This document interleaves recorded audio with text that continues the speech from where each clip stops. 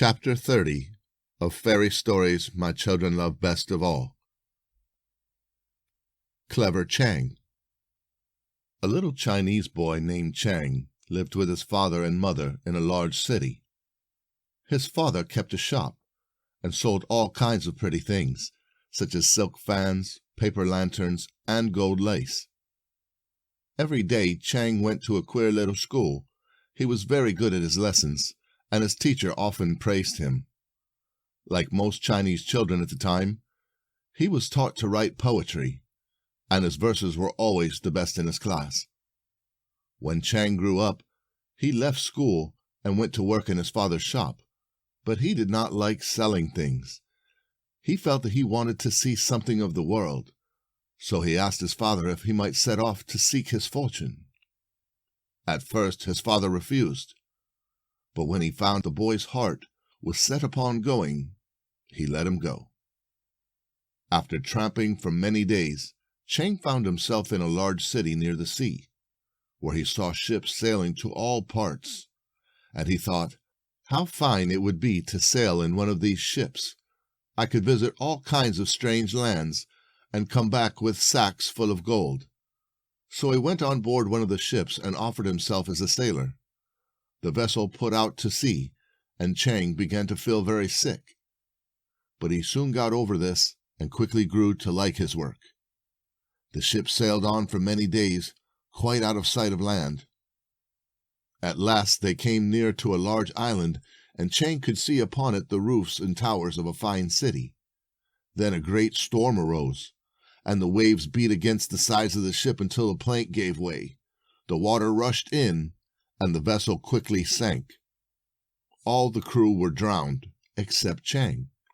He clung to a broken piece of the mast, and was washed up safe and sound upon the shore.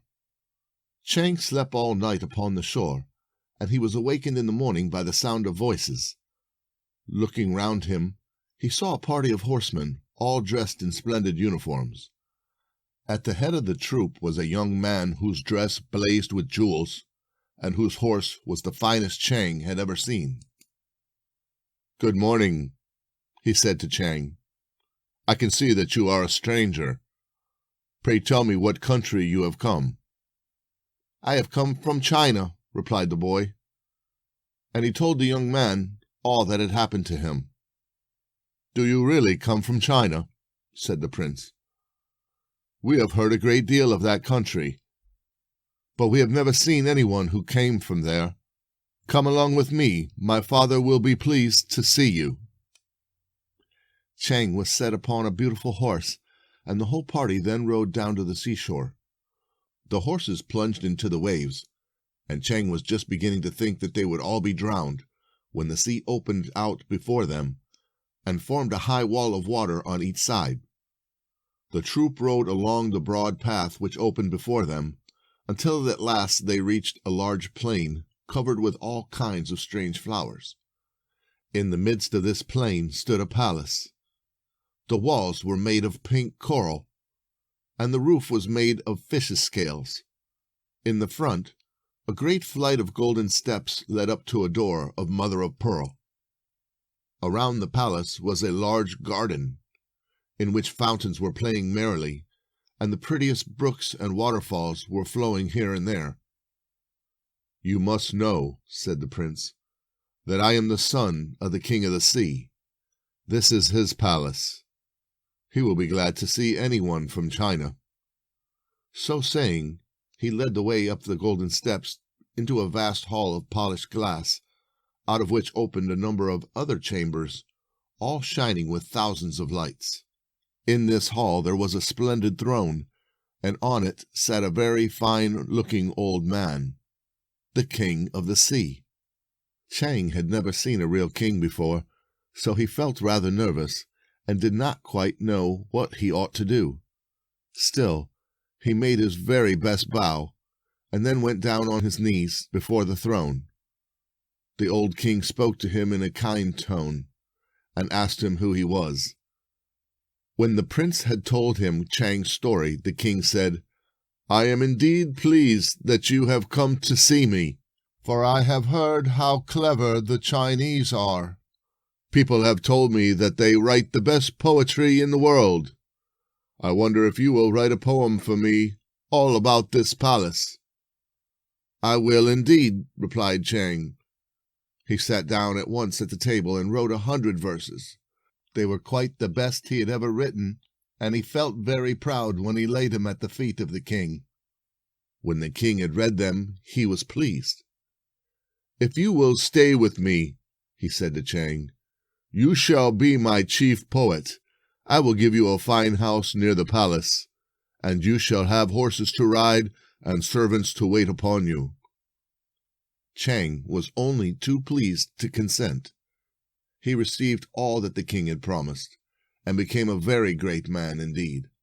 When he went out, he rode upon a splendid horse, and 20 horsemen always went with him. 10 rode in front of him carrying swords, while 10 rode behind him blowing trumpets. For many years, Chang lived in the kingdom of the sea. Every year, the old king grew more fond of him, until at last he gave him as wife his only daughter, a lady as lovely as any fairy. In time, they had 2 pretty little children, and the king gave them a larger house than before, with great rooms in it stocked with every toy you can imagine.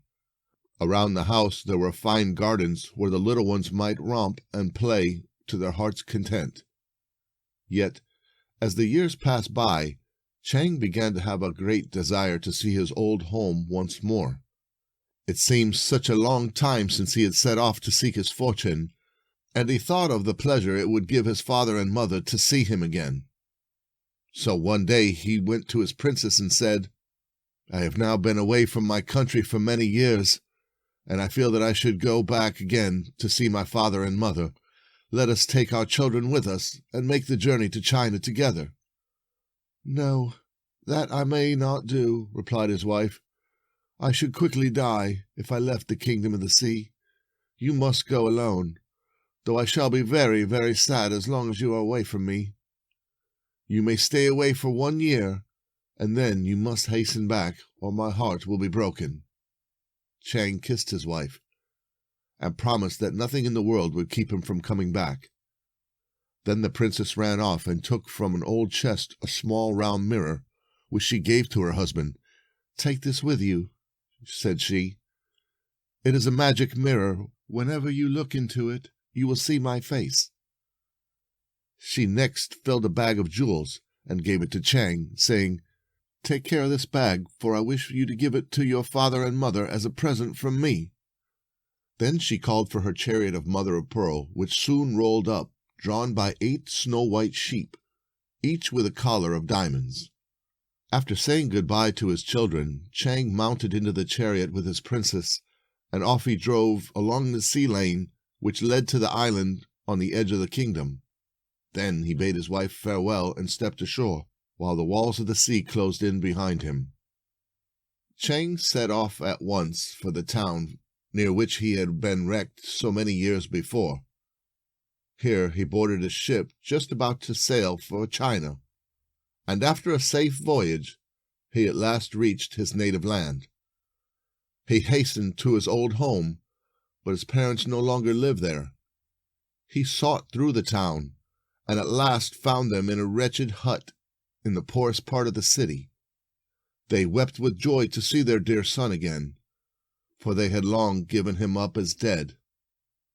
When their loving greetings were at an end, Chang asked his parents how it was that they were now so poor. "Alas," said his father, "it is a sad story. One day our shop caught fire and was burned to the ground. Not a single thing was saved. Since then, we have lived as best we could on what our neighbors cared to give us, and often we have been without food for days." When Chang heard this, he ran off and brought back a basket full of food, and the poor old people had the best meal they had ever eaten. Then he had told them all that had happened to him, and they sat up very late that night, listening to his strange story. At last, he showed them the bag of jewels which the princess had sent them as a present. They clapped their hands with joy and praised the kindness of the princess in making them rich for the rest of their lives. Then Chang bought a fine house for his father and mother and filled it with rich furniture.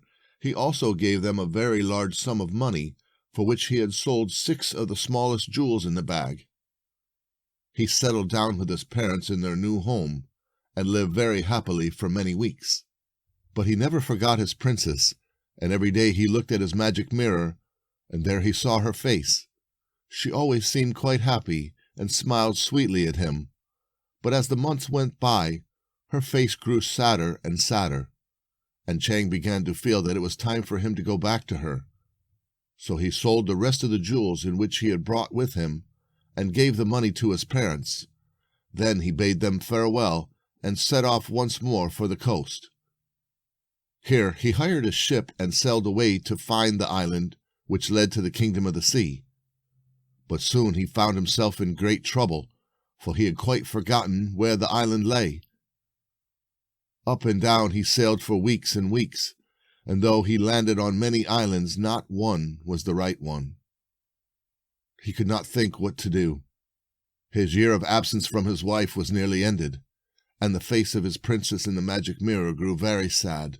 She wept and wept, and the tears fell down her cheeks like so many pearls. At last, one sunny morning, he was standing looking over the side of his ship when he saw 2 beautiful children swimming in the water in front of the vessel. What fun they were having! They splashed each other with the silver wave tops and flung here and there the rainbow bubbles of the salt sea foam. The moment Chang saw them, he knew that they were his own children, and that they had been sent by the princess to lead him into the right way. "Come on board my ship and let me clasp you in my arms," he cried. "I have 100 questions to ask you about your mother and your home." "Oh, dear father, we wish we could," they replied. "But our mother told us that we were to be sure not to leave the water, or we should forget the way home. We shall swim as fast as we can in front of your ship, and you must follow swiftly behind." "Spread all the sails," cried Chang joyfully to his sailors. "Make the ship skim over the sea as fast as birds fly through the air." The men rushed to do what he had told them, and the ship was soon sailing so fast that the waves were hissing around the bows. It was not long before they reached the island for which they were seeking. Chang at once went on shore, where his children were already waiting for him, none the worse for their long swim. After he had greeted them tenderly, he paid his sailors and sent the ship back to China. When the vessel was quite out of sight, the waves rolled back, and the broad path opened which led to the kingdom of the sea. There, Chang saw his princess sitting in her mother-of-pearl chariot, with its 8 snow-white sheep, and behind her were 100 horsemen in splendid uniforms. He ran at once to meet the princess, and she was so glad to see him after his long absence that she wept and laughed in turns. They all mounted into the chariot, even the children, and were drawn rapidly along the sea lane to the king's palace. There, a splendid feast was prepared, and guests were gathered from all parts of the kingdom. The feasting and merrymaking lasted for 6 weeks, but the guests said it seemed like 6 hours. The old king now made Chang a prince, and gave him a palace almost as grand as his own. Chang never wished to return to China, but lived happily ever after with his beautiful wife and pretty children in his home in the kingdom of the sea. End of chapter 30.